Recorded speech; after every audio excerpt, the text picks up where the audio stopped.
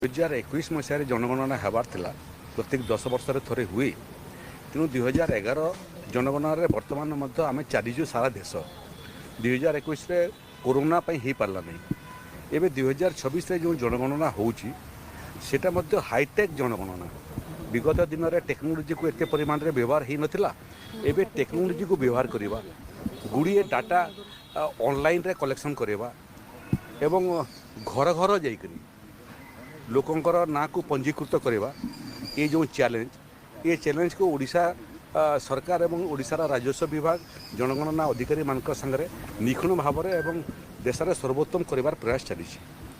କିନ୍ତୁ ଓଡ଼ିଶାରେ heat wave ଏକ ବଡ଼ ପ୍ରାକୃତିକ ବିପର୍ଯ୍ୟୟ।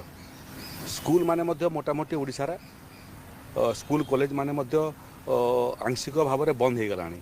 23 ତାରିଖ ପର୍ଯ୍ୟନ୍ତ ବନ୍ଦ ଅଛି, ଆକୁ ଦରକାର ପଡ଼ିଲେ ଆହୁରି ବନ୍ଦ ହେବ।